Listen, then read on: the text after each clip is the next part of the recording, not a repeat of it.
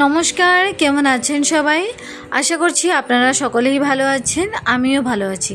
আজকে নতুন একটা ভ্লগে আপনাদের সকলকে স্বাগত জানাই। ভ্লগটা হচ্ছে মঙ্গলবার দিনের ভ্লগ। তো মঙ্গলবারে মনে মনে সিদ্ধান্ত করেছিলাম আমরা সবাই, ওই দুপুরবেলা দিকে সিদ্ধান্ত করেছিলাম যে আজকে আমরা ঝুলন দেখতে যাব।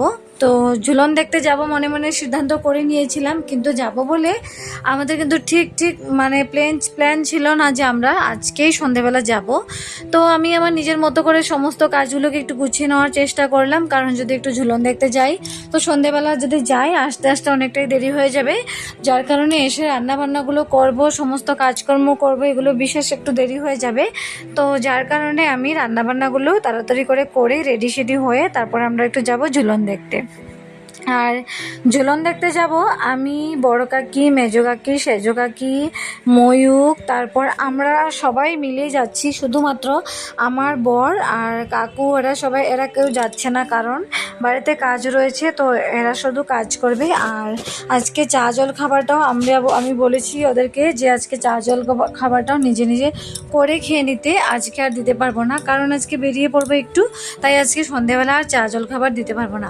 কারণ এই চা জল খাবার দেওয়ার কারণে না কোথাও একটা আমরা বেরোতে পারি না, কারণ 7টা বাজলে চা জল খাবার রেডি করতে হয়, 8টা বাজার সাথে সাথে চা জল খাবার দিতে হয়, তো সেই কারণে আর কোথাও বেরোনো যায় না। তো তাই বলেছি আজকে তোমরা নিজেরাই নিয়ে খেয়ে নেবে, আজকে ঝুলন দেখতে যাব। তো আজকে নিয়ে এসেছে পাবদা মাছ, আর পাবদা মাছ মেজো কাকি কেটে কুটে দিয়ে আমাকে ধুয়ে টুয়ে সুন্দর করে পরিষ্কার পরিচ্ছন্ন করে দিয়ে চলে গিয়েছে। আর আমি স্নান করে চলে এসেছি, আজকে 11টা থেকে রান্নাবান্না চাপিয়ে দিয়েছি তাড়াতাড়ি রান্না করব বলে।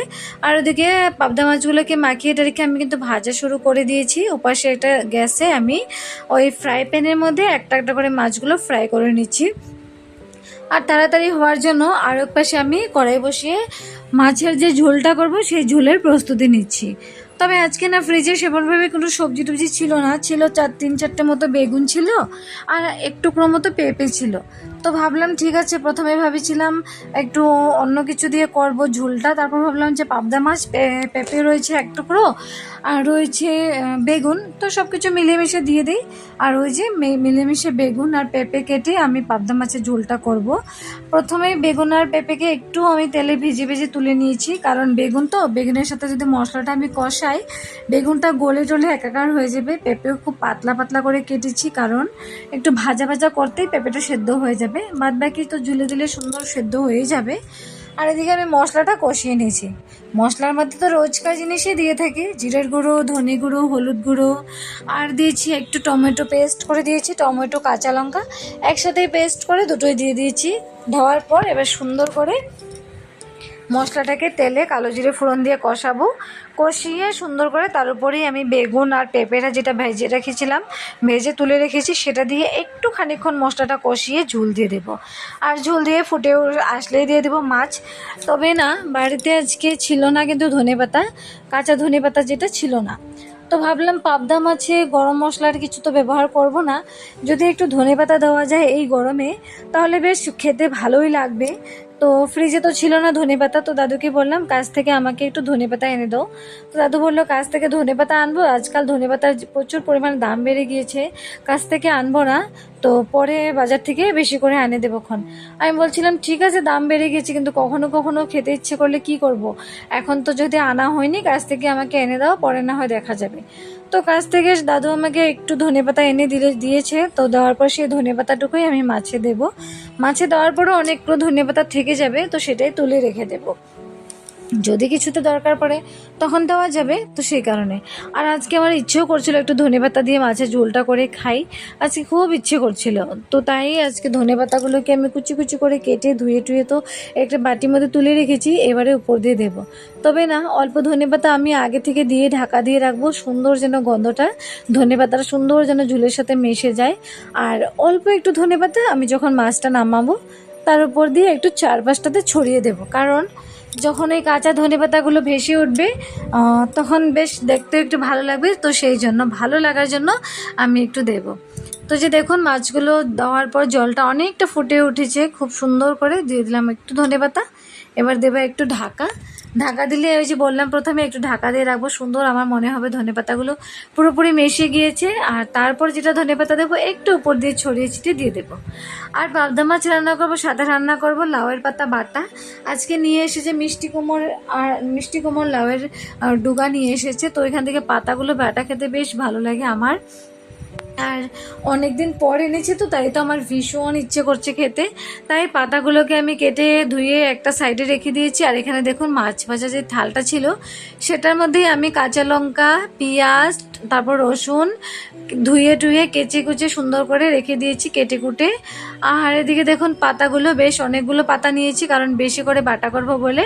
আর এদিকে দেখুন ঢাকনাটা তুলে দিয়েছি। তুলে দেওয়ার পর ধনে পাতাগুলো যখন দিয়েছিলাম, বলেছিলাম সুন্দর মেশে যাবে, দেখুন কি সুন্দর মেশে গিয়েছে। গন্ধটা এত সুন্দর এসেছে, ওই পুরোপুরি ধনে পাতার গন্ধ এসেছে। এই সিজনে ধনে পাতা খেতে বেশ ভাল লাগছে। তো এই যে ধনেপাতা দিয়ে দিলাম। আর আমার মনে হচ্ছিল জানেন তো, ঝোলটা একটু একটু কালারটা একটু বেশি হলুদ হয়ে গিয়েছে, একটু যদি কাশ্মীরি লঙ্কা দেওয়া যায় তাহলে ঝোলটা একটু ভালো লাগবে দেখতে। তাই উপর দিয়ে একটু কাশ্মীরি লঙ্কা দিয়েছি।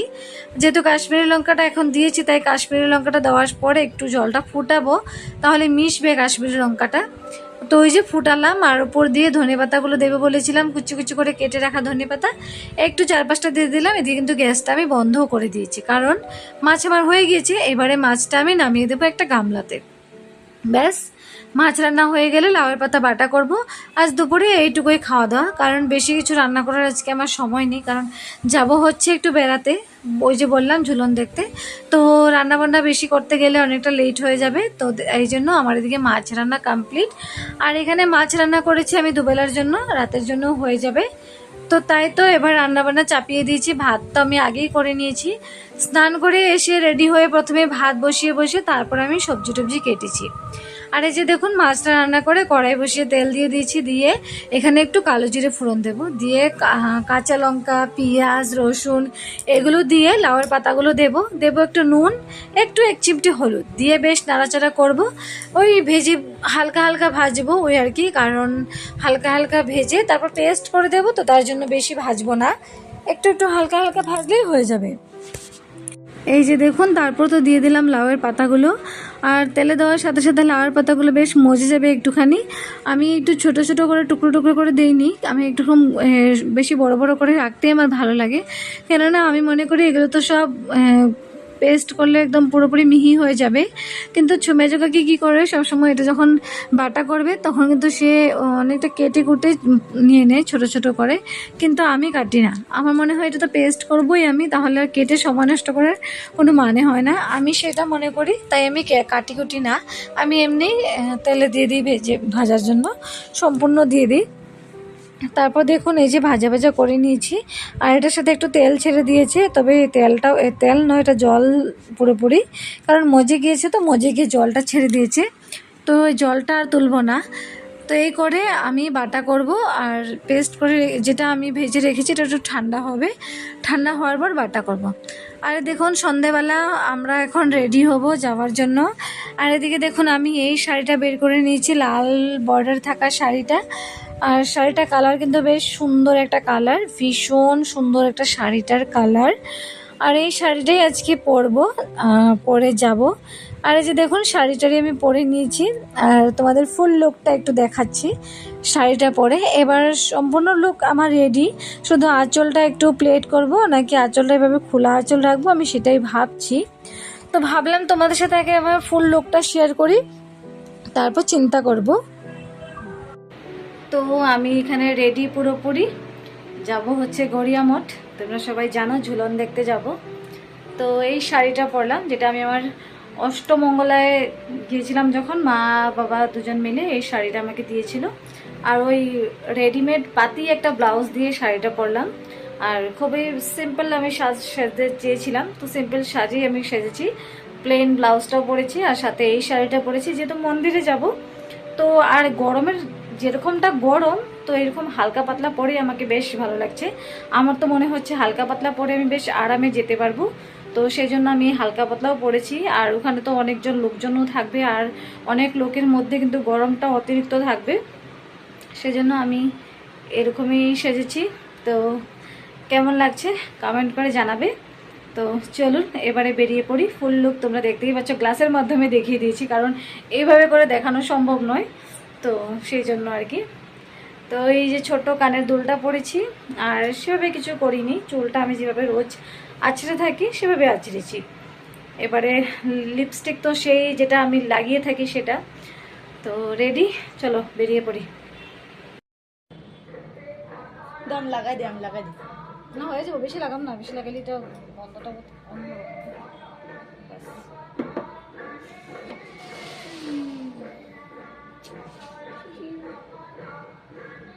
চলো চলো।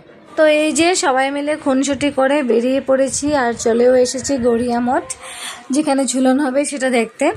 আর ময়ূক কিন্তু আর রেডি হয়েছে ঠিকই, কিন্তু ও আসতে পারেনি, কারণ আসতে পারেনি, ও একটু কাজ ছিল বলে আটকে গিয়েছিল। তারপর আমরা এসে পৌঁছালাম, ইতিমধ্যে ও ফোন করে বললো তোমরা কোথায় আছো, আমি আসছি, আমি আসতে পারবো, আমার কাজ মিটে গিয়েছে।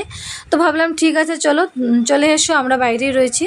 তো এই যে দেখুন ঠাকুরগুলো কি সুন্দর করে ঝুলনের ঠাকুর রেডি করা হয়েছে। আর এই ঠাকুরগুলো দেখে না এত ভালো লাগছিল, বেশ সুন্দর করে কিন্তু ডেকোরেট করা হয়েছে, পুরোপুরি রাসের মতো করে। রাসে যেরকম এইভাবে সাজিয়ে সাজিয়ে রাখে, এরকমই ঠিক খুব সুন্দর হয়েছে। আর মূর্তিগুলো ছোট ছোটোর মধ্যে কিন্তু ভীষণ সুন্দর করে বানিয়েছে, দেখতে বেশ ভালোই লাগছিল। আর আমি তো প্রথমে আমি দেখে গিয়েছি, নমস্কার করে নিয়েছি, এসে কিন্তু সব ঠাকুর আগে দেখে নিয়েছি, দেখার পর নমস্কার করে নিয়েছি। করার পর এবার ভাবলাম তাহলে এবার তোমাদের সাথে শেয়ার করা যাক। তোমাদের সাথে শেয়ার করার জন্য আমি আবার নতুন করে ভিডিও করলাম। কারণ প্রথমে কিন্তু আমি এগুলো ধাপ বের করে ফেলেছি, কারণ আমি এগুলো সমস্তটা ঢোকার পথে সমস্ত ঠাকুরগুলোকে আমি দেখে দেখে চলে গিয়েছি, গিয়ে নমস্কার করে প্রসাদ পেয়েও নিয়েছি। আমরা পাওয়ার পর আমি আবার ফিরে আসলাম তোমাদেরকে একটু দেখাবো বলে, তোমাদের কাছে একটু শেয়ার করবো বলে।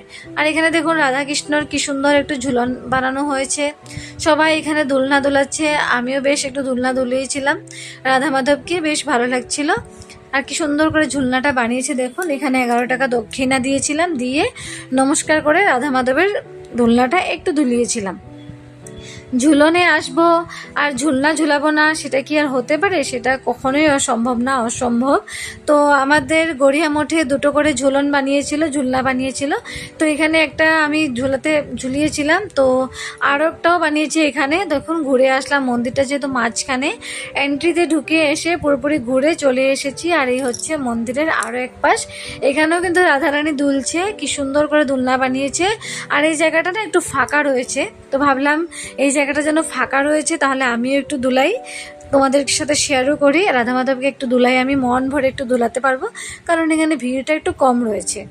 তো তাই তো আমিও রাধা মাধবকে দুলানোর জন্য চলে এসেছি। বেশ দেখুন কি সুন্দর করে রাধা মাধবকে, ইতিমধ্যে দেখুন ভিড় হয়ে যাচ্ছে, 2জন 1জন 3জন করে।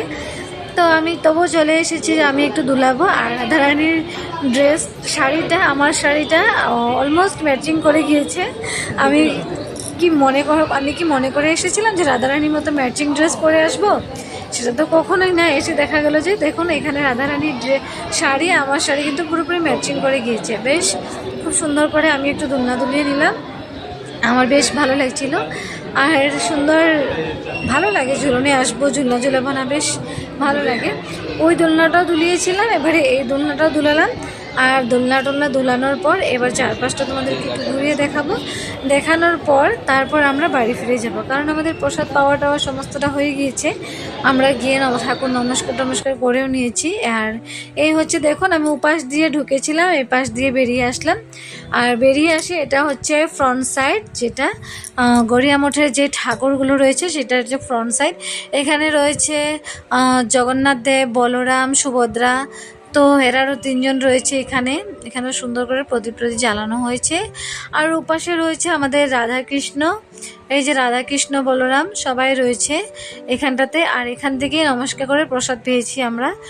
প্রসাদে ছিল পেঁপে, তারপর আপেল, তারপর আঙুর, আরও অনেক কিছু ফল ছিল। আর আমার মনে হয় দুপুরবেলা খিচুড়ি প্রসাদ পাইয়েছিল, হয়তো দুপুরবেলা খিচুড়ি প্রসাদ পাওয়ায়, কারণ দুপুরবেলা তো আমরা আসিনি, এসে মনে হলো যে দুপুরবেলা হয়তো খিচুড়ি প্রসাদ পাওয়ায় সবাইকে। তো তার জন্য এখানে শুধু ফল প্রসাদই আমরা পেয়েছি। আর এখানে দেখুন ময়ূক একটু ধূপ জ্বালিয়ে দিল, আর এদিকে কাকিরা প্রদীপ জ্বালাচ্ছে। আমি আর এক্সট্রা করে কোনো প্রদীপ জ্বালাইনি, আমি এদের থেকে একটু ধূপ দেখিয়ে দিলাম। রাধারানীকে, গপু তো নয়, রাধারানী, তারপর সুভদ্রা মহারানী, এরা সবাই। তো আমাদের দর্শন কমপ্লিট। এবার আমরা বেরোনোর পথে দেখুন, এগুলো কিন্তু এন্ট্রিতে এই দোকানগুলো রয়েছে। কি সুন্দর সুন্দর কালেকশন নিয়ে বসেছে, রাখি, তারপর নেল পলিশ, তারপর অনেক কিছু কালেকশন নিয়ে বসেছে। তো আমি এখান থেকে রাখি নিয়েছি, তারপর নেল পলিশ নিয়েছি, আর এখান থেকে আমি একটা ছোট্ট গোপু নিয়েছি, মাটির গোপু নিয়েছি, আমার বেশ দেখে ভালো লাগছিল। তুলসী মালা নিয়েছি, তুলসী মালাগুলো দেখে সুন্দর লাগছিল বলে নিয়ে নিলাম। নিয়ে চলে এসেছি বাড়িতে, আর এসেই দেখুন খুব গরম লাগছিল বলে বড় কাকি ঠান্ডা আনিয়েছিল আমাদের সবার জন্য। তো এখানে কাকি বেড়ে বেড়ে দিচ্ছে, আমি সবাইকে দিয়ে দিয়েছিলাম, আর আমিও একটু খেয়ে নিয়েছি। খেয়ে শরীরটা একটু ঠান্ডা হয়েছে আসার পর। আর এই যে দেখুন, আমি গপু নিয়ে এসেছিলাম, গপুকে আমি এবার প্যাকেট থেকে বের করলাম। সাথে এটা কি বানিয়েছে দেখুন, গরু নাকি সিংহ না কি বানিয়েছে, সিংহ তো নয়, এ বোঝার বাইরে মানে। তো এগুলো, আর শিংটা দেখুন ভাঙাও দিয়ে দিয়েছে আমাকে। তবে ঝোলনের বোতলটা এরকমই হবে। তো গপু দিয়েছে।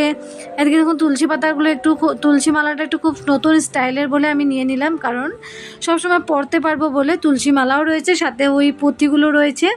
আর যে দেখুন দুটো রাখি নিয়ে এসেছি আমি, ওই এখানে গড়িয়া মঠে গিয়ে সেখান থেকে দুটো রাখি নিয়ে এসেছি, কারণ বৃহস্পতিবারে রাখি রয়েছে। তো ময়ূরকে সোমকে রাখি পরাবো। ওরা সম্পর্কে আমার দেওর তো ভাইয়ের সমান, ছোট যেহেতু, তো এদেরকে আমি রাখি পরাবো, ওর জন্য আমি এনে রেখেছি রাখি।